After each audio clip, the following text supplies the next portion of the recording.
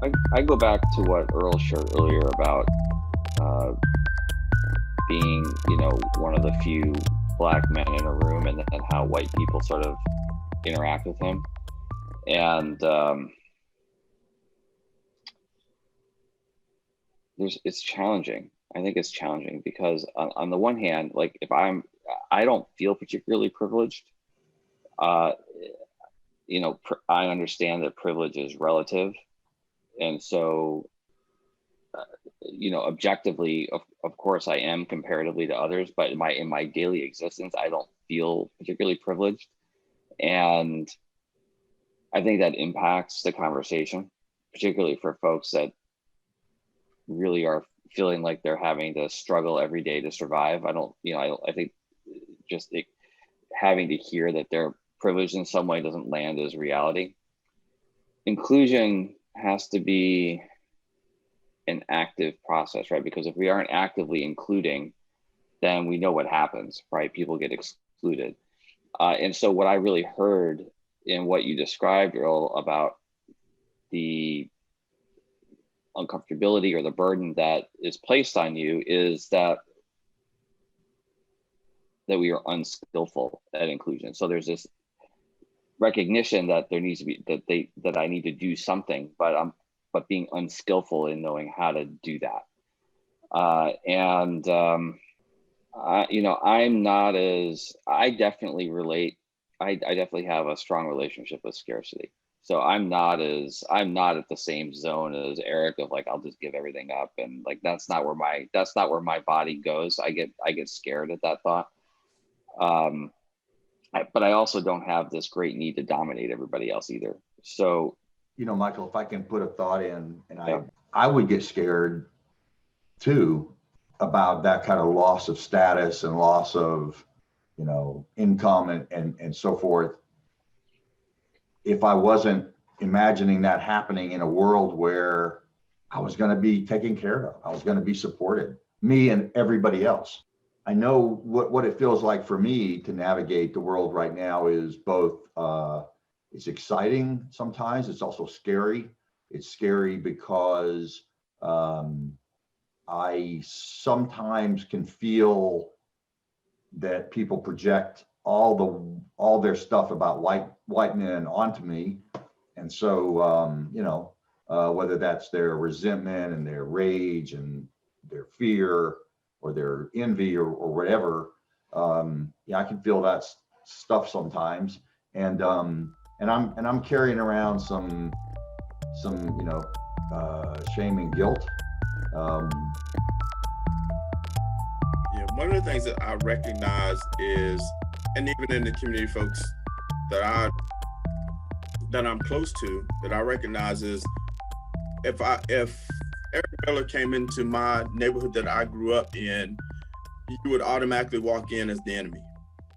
You are the poster child of, and I don't mean you specifically. I got it. Your image is the poster child of the image of the people who are holding our people, our loved ones down.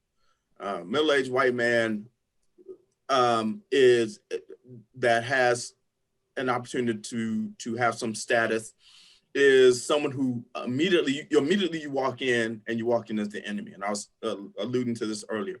So already in any relationship that you build in that relationship, you've got to earn your street cred, if you will. And it is as unfair to you in that environment as it is for me when I walk into a professional environment, and I feel like I've got to earn my professional credit. I deserve to be in the room. And I think that is the dynamic, because we were talking about, getting this from our head to our heart, how does it feel? That is where I feel a level of disrespect, because I feel like other people who walk in that same room who don't look like me don't have to automatically earn their credibility for being there.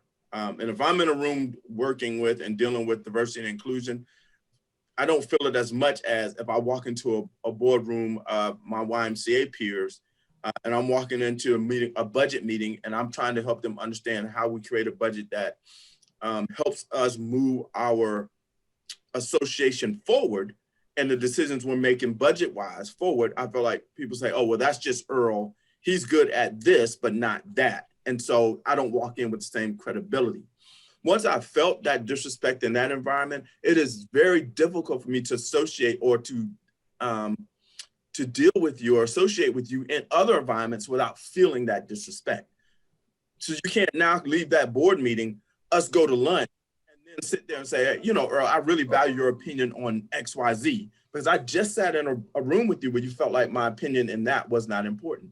And maybe, you know, maybe you do have more experience or more skill in that area, but I was in that room as well, and I should not have to earn my respect in that room or my credibility in that room in that way, and then turn around and be in another room with you and say, hey, you know, we really value and respect your opinion about these things.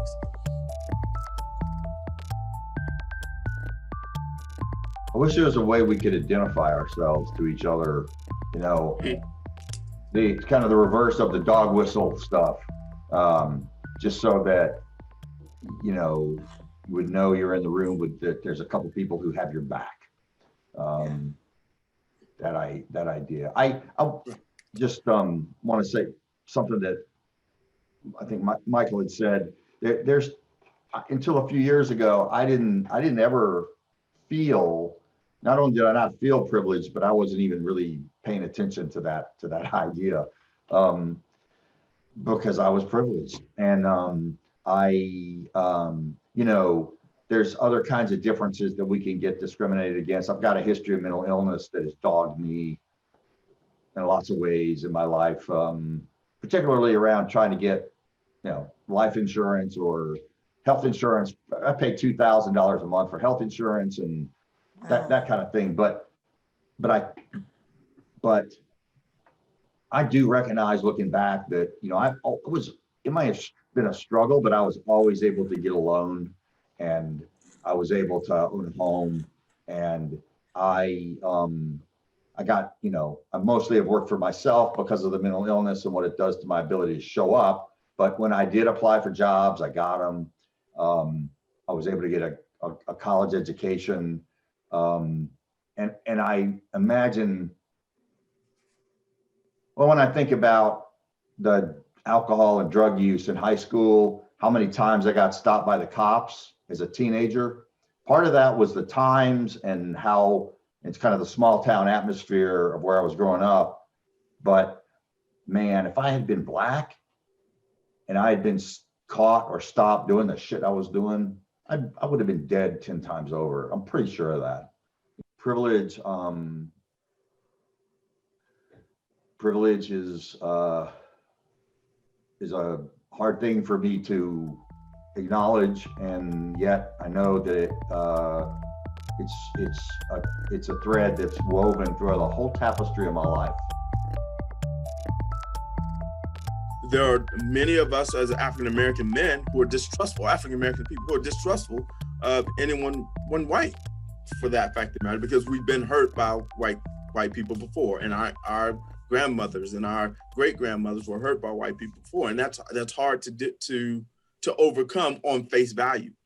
And so we have to, and even when you look at the things that are happening in our world today, when there's so much divisiveness that are coming from, you know, the highest office in our land, has created an environment where it's okay to be racist, and it's okay to have a white supremacist mindset. It's actually valued in his thought process, because when you just say stuff like stand up or stand by, under a context where there's clearly racial motivation, or anti-racial motivation, or racist motivations. Let me say it that way. We become distrustful, and now we really become part of, you know, it continues to be a us versus them, and we lose the authenticity of who we are as a community, because we're now not a community anymore. It is always us versus them. So I am well aware that my thought process, and many of I have friends who look at me and love me, but wouldn't love you, and they'll openly say, well, you know, I don't trust anyone. I don't trust white folks. I trust them as far as I can see them. And that's been, the distrust has been well earned from their behalf. But until we can move from being distrustful, and until we can move from the thought of us versus them, until we can move to a more communal mindset, we're gonna always have the challenge when it comes to trying to move us to where ultimately is the best for everybody. When we're moving from racing each other to racing with each other.